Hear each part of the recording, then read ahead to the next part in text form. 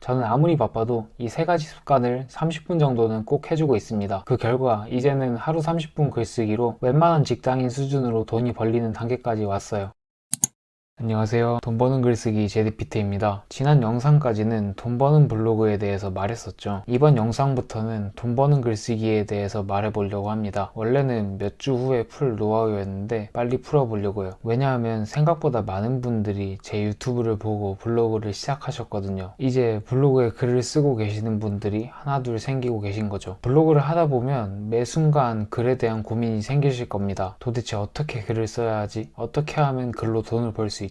글쓰기를 평소에 많이 안 해보신 분들이라면 더욱 그렇겠죠. 저도 글과는 별로 친하지 않았던 사람이었기 때문에 처음에는 글쓰기만큼 고통스러운 게 없었어요. 지금이야 한두 시간 투자하면 이런 대본도 완성되지만 그때는 글 하나 쓰는데 10시간도 더 걸렸던 때가 있었어요. 심지어 퀄리티도 정말 별로였었죠. 10시간 동안 열심히 썼는데 반응도 없고 퀄리티도 안 좋은 글을 마주할 때의 심정은 참담함 그 자체였죠. 아마 많은 분들이 저와 비슷한 심정일 거라 생각합니다. 그래서 예전보다 일찍 글쓰기 영상을 준비해 봤어요. 제가 이번 영상부터 글쓰기 영상을 최소 3개는 찍어 올릴 텐데요. 그 중에서 오늘 영상이 가장 중요하다고 생각합니다. 글을 잘 쓰시고 싶다면, 더 나아가서 글로 돈을 벌고 싶은 분이라면 오늘 영상 꼭 끝까지 보시고 실천해 보시길 바랍니다. 바로 본론으로 들어가 볼게요. 오늘은 하루 30분 돈 버는 글쓰기 습관에 대해서 말해 보려고 합니다. 글쓰기 스킬 알려달라니까 뭔 습관이냐고 생각하실 수도 있어요. 그런데 저는 방금도 말했다시피 이 습관이 가장 중요하다고 생각합니다. 이 습관이 쌓이지 않으면 아무리 좋은 공식을 알려준다고 해도 써먹을 수 없어요. 다음 영상부터 실전 노하우를 공유 드릴 텐데요. 이 노하우를 최대한으로 잘 써먹을 수 있게끔 습관부터 잘 만들어 보자고요. 오늘 말씀드릴 습관은 총 3가지입니다. 첫 번째, 돈이 벌리는 글쓰기를 한다. 두 번째, 쓴 글을 다시 본다. 세 번째, 기록한다. 첫 번째, 돈이 벌리는 글쓰기를 한다부터 말해볼게요. 요즘 직장인 N잡이 유행하면서 많은 분들이 글쓰기를 시도하고 계셔요. 그런데 정작 돈 버는 글쓰기를 하는 분들은 많지 않더라고요. 돈이 벌리는 글쓰기가 정확하게 뭘까요? 많은 기준이 있겠지만 제 기준으로 돈 버는 글쓰기는 2가지 기준이 있습니다. 첫 번째, 내가 팔 상품과 연관된 글이어야 한다. 두 번째, 글을 읽는 소비자가 있어야 한다. 결국 돈은 상품을 팔 때 벌립니다. 그래서 돈 버는 글쓰기는 나의 상품과 연관이 되어 있어야 해요. 내가 팔 전자책, 강의, 아니면 핸드폰 케이스 같은 상품에 도움이 되도록 말이죠. 전자책을 작성하거나 강의 대본을 쓰거나 케이스 판매 페이지를 만드는 것은 직접적으로 도움이 되는 글쓰기입니다. 그리고 이런 상품을 팔기 위해서 브랜딩, 마케팅을 하는 글쓰기는 간접적인 글쓰기가 돼요. 제가 저번 영상에서 글 깔아두기라고 말한 적 있었죠. 이런 글 깔아두기가 모두 간접적인 글쓰기가 될 수 있는 거죠. 물론 돈이 목표가 아니고 시간이 많다면 여러 글을 써도 됩니다. 그런데 제 영상을 보는 분들이라면 직장에 다니거나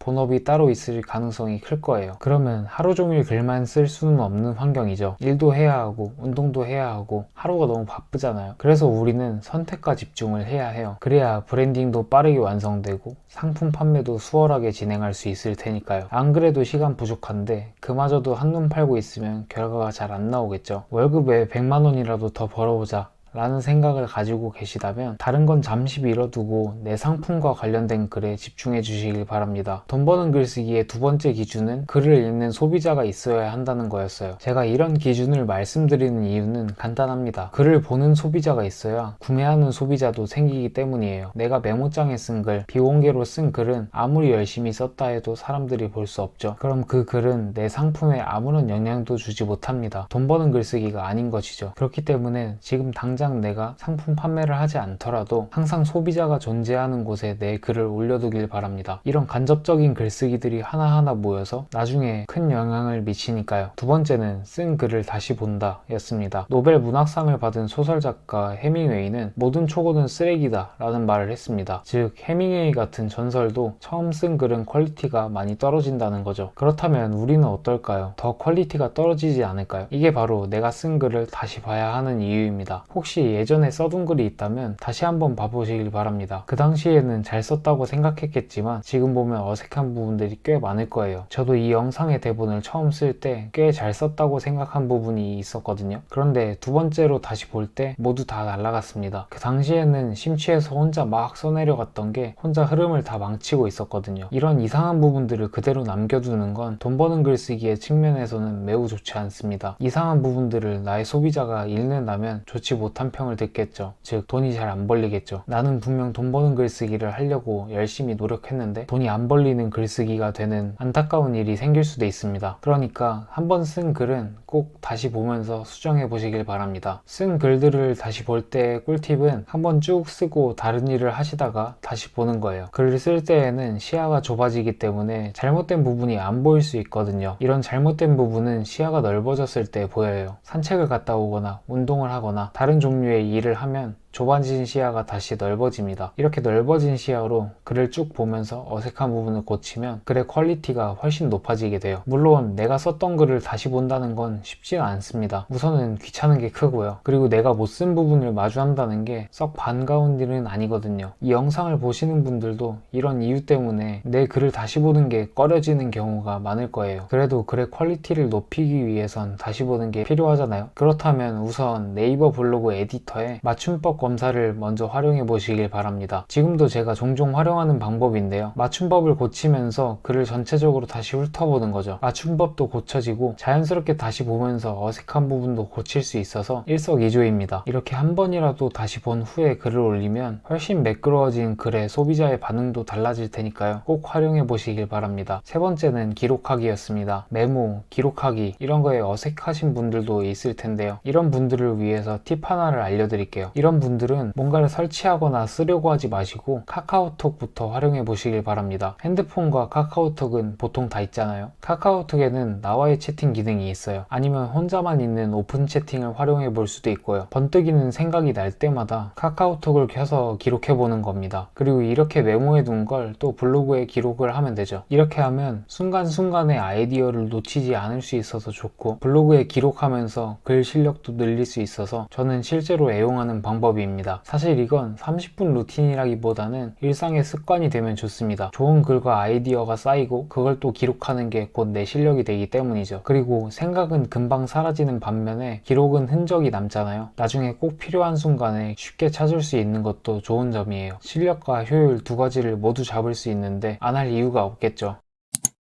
오늘은 돈 버는 글쓰기 습관 3가지에 대해서 말해왔습니다. 첫 번째, 돈 버는 글쓰기를 한다. 두 번째, 쓴 글을 다시 본다. 세 번째, 아이디어가 떠오르면 바로 기록한다 였어요. 저는 아무리 바빠도 이 3가지 습관을 30분 정도는 꼭 해주고 있습니다. 하루 30분이면 글 쓸 시간이 되나? 라고 생각하시는 분들도 있을 텐데요. 하루 30분이면 일주일에 3시간 반입니다. 한 달이면 12시간이죠. 한 달에 12시간이나 글을 쓸 수 있는 시간이 확보되는 거예요. 생각보다 많지 않나요? 만약 여러분이 하루 30분만이라도 돈 버는 글쓰기에 투자한다면 남들보다 12시간씩 앞서 나갈 수 있다는 말이에요. 저 또한 하루 30분 투자로 남들보다 12시간씩 앞서 나가고 있습니다. 심지어 지금은 가속도가 붙어서 더 빠르게 치고 나가고 있죠. 그 결과 이제는 하루 30분 글쓰기로 웬만한 직장인 수준으로 돈이 벌리는 단계까지 왔어요. 만약 지금까지 글쓰기를 한 번도 하지 않으셨다고 해도 괜찮습니다. 이 영상이 끝난 후부터 바로 실천해 보시길 바래요. 지금 당장은 성과가 안 나고 답답할 수도 있습니다. 그런데 시간을 쌓다 보면 어느 순간 기하급수적으로 느는 시점이 옵니다. 그게 저는 2년 반이 걸렸습니다. 그런데 제가 유튜브에서 노하우를 풀고 있으니까 여러분들은 1년 안에도 될 수 있다고 봐요. 그러니까 늦었다고 생각하시지 마시고 꼭 실천해 보시길 바랍니다. 다음 영상부터는 글쓰기에 대한 실전 팁들을 말해 볼게요. 기대해 주세요. 돈 버는 글쓰기에 대해서 더 자세한 팁이 궁금하신 분들은 하단 링크 참고해 주시고요. 오늘 영상은 여기서 마무리하도록 하겠습니다. 영상 봐주셔서 감사합니다.